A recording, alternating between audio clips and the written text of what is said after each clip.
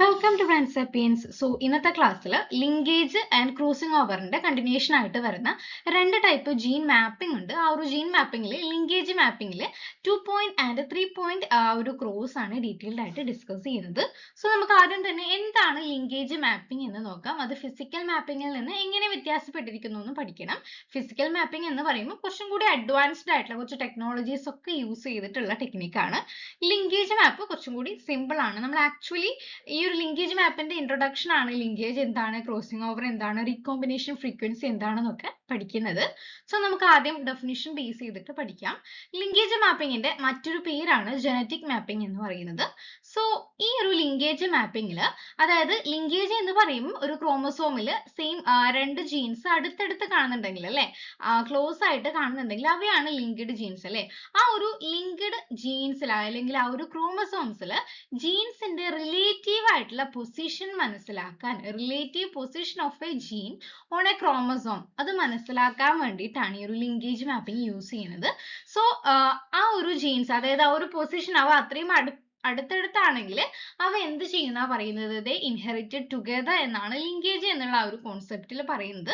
So main ആയിട്ട് ലിങ്കേജും crossing ഓവറും base ചെയ്തിട്ടുള്ള principle ആണ് ഈ ഒരു ലിങ്കേജ് മാപ്പിംഗിനുള്ളത്. ആ ഒരു കീ പ്രിൻസിപ്പിൾ ഇവിടെ ഷോർട്ട് ആയിട്ട് കൊടുത്തിട്ടുണ്ട്. അപ്പൊ അതായത് ഒരു ക്രോമസോംസിൽ ഇപ്പൊ ജീൻസ് വളരെ അടുത്താണ്, ക്ലോസ് ആയിട്ടാണ് ഉള്ളത്, genes are close together on a chromosome. അവിടെ ലിങ്കേജ് ഹൈ ആണ്. ലിങ്കേജ് ഹൈ ആണെങ്കിൽ അവിടെ റീകോമ്പിനേഷൻ എന്ന് പറയുന്നത് കുറവായിരിക്കും. ഈ ഒരു ടേം ഞാൻ ആ ഒരു ഇൻട്രൊഡക്ടറി പാർട്ടിൽ ഡിസ്കസ് ചെയ്തിട്ടുണ്ട്. Genes close together, linkage high ആയിരിക്കും, റീകോമ്പിനേഷൻ കുറവായിരിക്കും. അപ്പൊ റീകോമ്പിനേഷൻ കുറവാണെങ്കിൽ അവ ഇൻഹെറിറ്റ് ചെയ്യാനുള്ള, ടുഗദർ ഇൻഹെറിറ്റൻസ് എന്ന് പറയുന്നത് ചാൻസ് വളരെ കൂടുതലാണ്. ഇനി രണ്ട് ജീൻസ്, ആ ഒരു ക്രോമസോമിൽ ജീൻസ് വളരെ അകലെയാണ്, ഫാർ അപ്പാർട്ട് ആണെങ്കിൽ അവിടെ ഹയർ റീകോമ്പിനേഷൻ ആയിരിക്കും ഉണ്ടായിരിക്കുക. May appear to assort independently, ആ ഒരു കേസിൽ ഇൻഡിപെൻഡന്റ് ആയിട്ട് അസോർട്ട് ചെയ്യാം. ഇനി ഒരു ലിങ്കേജ് മാപ്പിംഗ് നമ്മൾ കാൽക്കുലേറ്റ് ചെയ്യുന്ന സമയത്ത് നമ്മൾ യൂസ് ചെയ്യുന്ന യൂണിറ്റ് എന്ന് പറയുന്നത് സെന്റിമോർഗൻ ആണ്. നമ്മൾക്ക് എത്രയാണോ റീകോമ്പിനേഷൻ ഫ്രീക്വൻസി കിട്ടിയിട്ടുള്ളത്, 1% ആണ് കിട്ടിയതെങ്കിൽ അവ തമ്മിലുള്ള ഒരു റിലേറ്റീവ് ഡിസ്റ്റൻസ് എന്ന് പറയുന്നത് 1 സെന്റിമോർഗൻ ആയിരിക്കും. ഈ ഒരു ലിങ്കേജ് മാപ്പ് സിംപ്ലി ഇത്രയാണ് ഉള്ളത്. ഇനി ഇതിന്റെ രണ്ട് രീതിയിലുള്ള ആ ഒരു ക്രോസിംഗ് ഓവർ ബേസ് ചെയ്തിട്ട് രണ്ട് രീതിയിൽ നടക്കുന്നുണ്ട്. അതിൽ ഏറ്റവും ഓക്കെ, അപ്പൊ ഈ ഒരു 2 ക്രോസ് എന്ന് വെച്ചാൽ ഇത്രയേ ഉള്ളൂ. രണ്ട് ജീൻസ് ആയിരിക്കും ഈ ഒരു 2 ക്രോസിൽ അല്ലെങ്കിൽ 2 മാപ്പിംഗിൽ, 2 ക്രോസ് അല്ല, 2 മാപ്പിംഗിൽ ഇൻവോൾവ് ചെയ്തിട്ടുള്ളത് രണ്ട് ജീൻസ് ആയിരിക്കും. അപ്പൊ മെയിൻ ആയിട്ട് ഈ ഒരു 2 മാപ്പിംഗിലുള്ള പർപ്പസ് എന്ന് പറയുന്നത് ആ രണ്ട് ജീൻസ് തമ്മിലുള്ള ഡിസ്റ്റൻസ്, റിലേറ്റീവ് ആയിട്ടുള്ള ഡിസ്റ്റൻസ് നമ്മൾ ഡിറ്റർമൈൻ ചെയ്യുക. ഏതിന്റെ ബേസിസിലാണ്? റീകോമ്പിനന്റ് ഫ്രീക്വൻസിയുടെ ബേസിസിൽ. സോ എക്സാമ്പിൾ വെച്ച് ആ ഒരു പിക്ചർ ഓറിയന്റഡ് ആയിട്ട് പറഞ്ഞാൽ, നമ്മൾ അറിയുന്ന രണ്ട് ജീനോടൈപ്സിനെയാണ് ക്രോസ് ചെയ്യുന്നത്. ക്രോസ് ചെയ്തിട്ട് അവരുടെ ഓഫ്സ്പ്രിങ്സിനെ അനലൈസ് ചെയ്യാണ്. സപ്പോസ് ഇത് എന്താ, ഇപ്പൊ രണ്ട് ജീൻസ് ഉണ്ട്. നമ്മൾ എടുത്ത genes capital A capital B എന്ന് പറയുന്ന രണ്ട് ജീന്, അവയെ മറ്റൊരു നോൺ വെറൈറ്റി ആയിട്ടുള്ള സ്മോൾ എ സ്മോൾ ബി ആയിട്ട് നമ്മൾ എന്ത് ചെയ്യാണ്, ക്രോസ് ചെയ്യാണ്. ഓക്കെ, അപ്പൊ നമുക്ക് ഈ രണ്ട് ജീൻസ് തമ്മിലുള്ള ഡിസ്റ്റൻസ് എയും ബിയും, ക്യാപിറ്റൽ എയും ക്യാപിറ്റൽ ബിയും തമ്മിലുള്ള റിലേറ്റീവ് ആയിട്ടുള്ള ഡിസ്റ്റൻസ് മനസ്സിലാക്കണമെങ്കിൽ അവയുടെ റീകോമ്പിനന്റ് ആയിട്ടുള്ള ഫ്രീക്വൻസി എത്രയാണെന്ന് നോക്കണം. സോ ഈ രണ്ട് ആൾക്കാർ തമ്മിൽ ക്രോസ് ചെയ്താൽ നമുക്ക് എന്തായാലും ആദ്യം കിട്ടുന്നത്, ഏറ്റവും കൂടുതൽ കിട്ടുന്നത് പാരന്റിന്റെ അതേ ക്യാരക്ടർ ആണല്ലോ, അതായത് എയും A B, capital A capital ബിയും കിട്ടും, സ്മോൾ എ സ്മോൾ ബിയും കിട്ടും. മിഡിൽ ആയിട്ടുള്ള ആൾക്കാർ എന്ത് ചെയ്യും, റീകോമ്പിനേഷൻ നടക്കുന്നുണ്ട് അല്ലെ. അങ്ങനെ റീകോമ്പിനേഷൻ നടക്കുന്നത് ഇവിടെ 2 പോയിന്റ് ആണ്. അപ്പൊ ഈ ഒരു 2 പോയിന്റ് എന്ന് പറയുമ്പം ആക്ച്വലി ഇവിടെ നടക്കുന്നത് ആദ്യം ഈ ഒരു എ ജീൻ ഉണ്ടല്ലോ, ആ ഒരു എ ജീനിന്റെ ഈ ഒരു പോർഷനിൽ നിന്ന് എന്ത് ചെയ്യാണ്, ഇങ്ങോട്ടേക്ക്, അപ്പൊ ഇങ്ങോട്ടേക്കാണ് ആദ്യം ക്രോസ് നടക്കുന്നത്.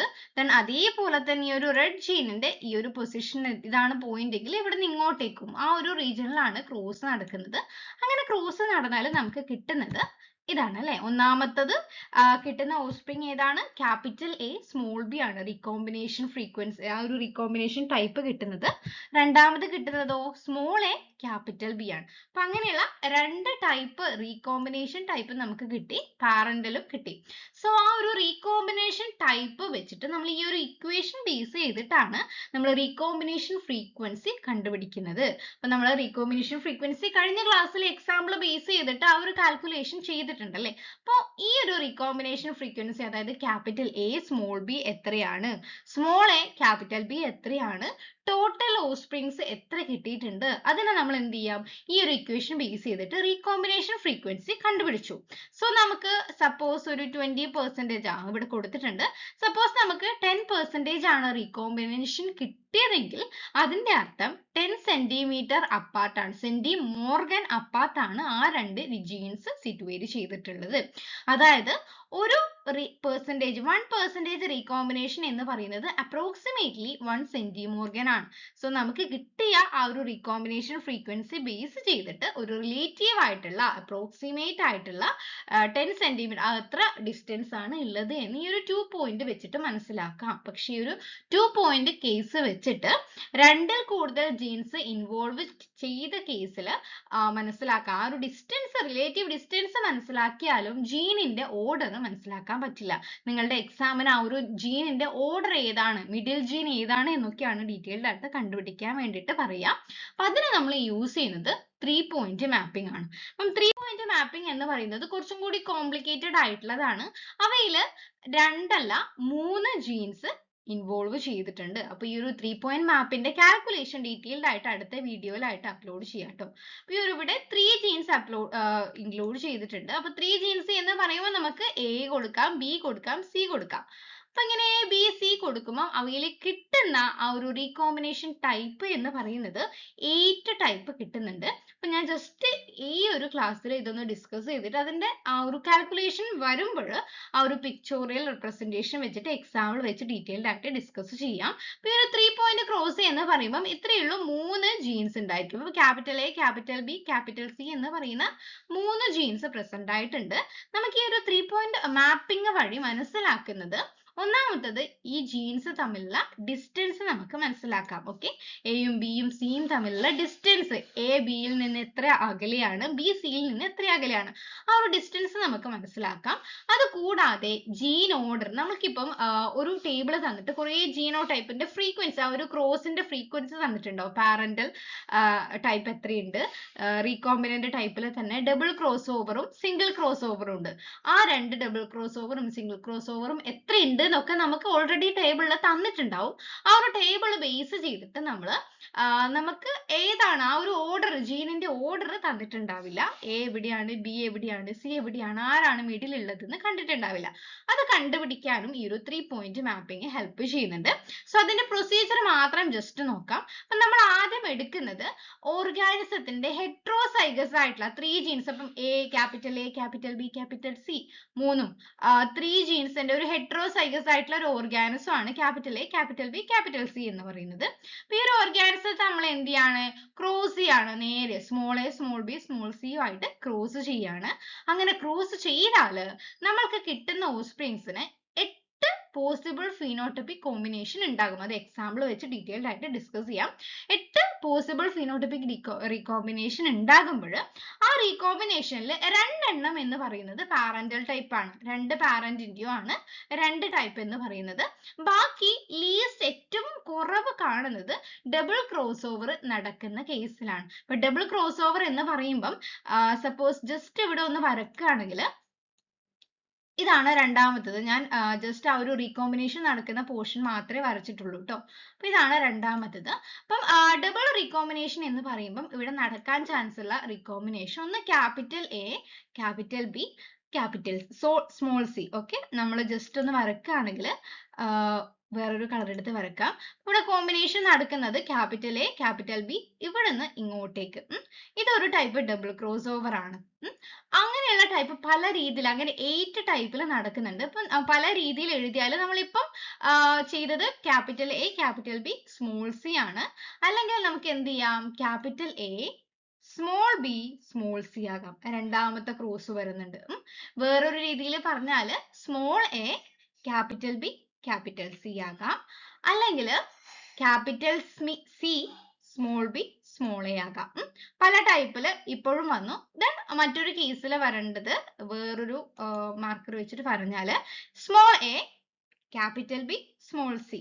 സോ അതേപോലെ തന്നെ capital A, small B small C. So ഈ രീതിയിലാണ് ഇവിടെ ആക്ച്വലി റീകോമ്പിനേഷൻ വരുന്നത്. ഞാൻ ഈ വരക്കുമ്പോൾ നിങ്ങളും അതേ രീതിയിലുള്ള കോമ്പിനേഷൻസ് എഴുതിയിട്ട് ഒന്ന് മനസ്സിലാക്കാൻ വേണ്ടിയിട്ട് ശ്രമിക്കുക. ഒന്നും കൂടി ഇത് ഡിസ്കസ് ചെയ്യണമെങ്കിൽ ഞാൻ അടുത്ത ക്ലാസ്സിൽ കാൽക്കുലേഷൻ ബേസ് ചെയ്തിട്ട് പറയുമ്പോൾ അതെങ്ങനെയാണ് ഓരോന്നും എഴുതുന്നത് എന്ന് നമുക്ക് വേണമെങ്കിൽ ഡിസ്കസ് ചെയ്യാം. ഓക്കെ, അപ്പം അങ്ങനെ 8 ടൈപ്പ് ഈ ഒരു ക്രോസ് ഒക്കെ നടന്നിട്ട് നമുക്ക് actually 8 types of phenotypic combinations കിട്ടുന്നുണ്ട്. അതിൽ നമ്മൾ ഡബിൾ ക്രോസ് ഓവർ ആദ്യം കണ്ടുപിടിക്കണം. അതെങ്ങനെയാണ് കണ്ടുപിടിക്കുന്നതെന്ന് ഞാൻ പറഞ്ഞുതരാം. ഈ ഡബിൾ ക്രോസ് ഓവറിനെ നമ്മൾ എന്ത് ചെയ്യാണ് എന്നിട്ട് പാരന്റുമായിട്ട് കമ്പയർ ചെയ്തിട്ടാണ് ജീനിന്റെ ഓർഡർ കണ്ടുപിടിക്കുന്നത്. ഓക്കെ, ദെൻ ആ ഒരു ജീനിന്റെ ഓർഡർ നമ്മൾ കണ്ടുപിടിച്ചു. സപ്പോസ് നമ്മൾ കാൽക്കുലേഷൻ ഒക്കെ നടന്നിട്ട് നമ്മൾ കണ്ടുപിടിച്ചു സി ആണ് മിഡിൽ ജീൻ എന്ന് കണ്ടുപിടിച്ചു. അപ്പോൾ നമ്മൾ ഇങ്ങനെ എഴുതാം. ഓക്കെ, ഇതാണ് സി ആണ് മിഡിൽ ജീൻ. ഇനി നമുക്ക് എന്ത് കണ്ടുപിടിക്കണം? സി എയിൽ നിന്ന് എത്ര അകലെയാണ്, സി ബിയിൽ നിന്ന് എത്ര അകലെയാണ് എന്നുള്ള ഡിസ്റ്റൻസ് കണ്ടുപിടിക്കണം. അതിന് വേണ്ടിയിട്ട് നമ്മൾ യൂസ് ചെയ്യുന്നത് റീകോമ്പിനേഷൻ ഫ്രീക്വൻസി ആണ്. ഓക്കെ, അപ്പൊ ഇതാണ് 3 പോയിന്റ് മാപ്പിംഗ് എന്നതുകൊണ്ട് ഉദ്ദേശിക്കുന്നത്. സോ ഈ ഒരു 3 പോയിന്റ് 2 പോയിന്റ് വെച്ച് കമ്പയർ ചെയ്യുമ്പോൾ ഈ ഒരു 3 പോയിന്റിൽ ഡബിൾ ക്രോസ് ഓവേഴ്സിനെ കണ്ടുപിടിക്കാൻ വേണ്ടിയിട്ട് പറ്റും. സോ അതുവഴി ജീൻ ഓർഡറും റിവീൽ ചെയ്യുന്നുണ്ട്. അതുകൊണ്ട് തന്നെ ഡിസ്റ്റൻസ് കുറച്ചും കൂടി അക്യുറേറ്റ് ആയിരിക്കും. സോ ഇതിന്റെ ജസ്റ്റ് സ്റ്റെപ്സ് ഒന്ന് ബേസ് ചെയ്തിട്ട് നോക്കിയാൽ നമ്മൾ ആദ്യം പാരന്റിന്റെ ഓസ്പ്രിങ്സ് ആ ഒരു ഫിനോട്ടിപ്പിക് റേഷ്യോവും റീകോമ്പിനന്റിന്റെ ഫിനോട്ടിപ്പിക് ടൈപ്സും നമ്മൾ എന്ത് ചെയ്യാണ്? എഴുതുകയാണ്. അപ്പൊ എഴുതി വെച്ചതിന് ശേഷം നമ്മൾ അതിൽ ഡബിൾ ക്രോസ് ഓവർ ആയിട്ടുള്ള പ്രോജനി ഏതാണെന്ന് കണ്ടുപിടിക്കും. ദെൻ കണ്ടുപിടിച്ചതിന് ശേഷം അവ പാരന്റൽ ടൈപ്പുമായിട്ട് കമ്പയർ ചെയ്തിട്ട് മിഡിൽ ജീന് ഏതാണ് എന്ന് കണ്ടുപിടിക്കും. ദെൻ അങ്ങനെ മിഡിൽ ജീന് കണ്ടുപിടിച്ചതിന് ശേഷം നമ്മൾ എന്ത് ചെയ്യും? ജീൻ 1ഉം ജീൻ 2ഉം, അതായത് ഇവിടെ ക്യാപിറ്റൽ എയും ക്യാപിറ്റൽ ബിയും തമ്മിലുള്ള ഡിസ്റ്റൻസ് കണ്ടുപിടിച്ചു. അതിനുശേഷം ക്യാപിറ്റൽ ബിയും ക്യാപിറ്റൽ സിയും തമ്മിലുള്ള, അതായത് സെക്കൻഡ് ജീനും തേർഡ് ജീനും തമ്മിലുള്ള ഡിസ്റ്റൻസ് കണ്ടുപിടിച്ചു. വേണമെങ്കിൽ ഒന്ന് ജസ്റ്റ് ഒന്ന് അക്യുറസി കൂട്ടാൻ വേണ്ടിയിട്ട് ക്യാപിറ്റൽ എയും ക്യാപിറ്റൽ സിയും, അതായത് ഫസ്റ്റ് ജീനും ലാസ്റ്റ് ജീനും തമ്മിലുള്ള ഡിസ്റ്റൻസും കൂടി കണ്ടുപിടിച്ചു. അങ്ങനെ കണ്ടുപിടിച്ചതിന് ശേഷം വെരിഫിക്കേഷൻ നടത്തിയിട്ടാണ് ഈ ഒരു 3 പോയിന്റ് മാപ്പിംഗ് നമ്മൾ ചെയ്യുന്നത്. ഇതിന്റെ ആ ഒരു കാൽക്കുലേഷൻ ആണ് എപ്പോഴും എക്സാമിന് ചോദിക്കുന്നത്. അത് ബേസ് ചെയ്തിട്ടുള്ള വീഡിയോ അടുത്ത ക്ലാസ്സിൽ ഒരു ക്വസ്റ്റ്യൻ ബേസ് ചെയ്തിട്ട് ഡിസ്കസ് ചെയ്യുന്നതായിരിക്കും.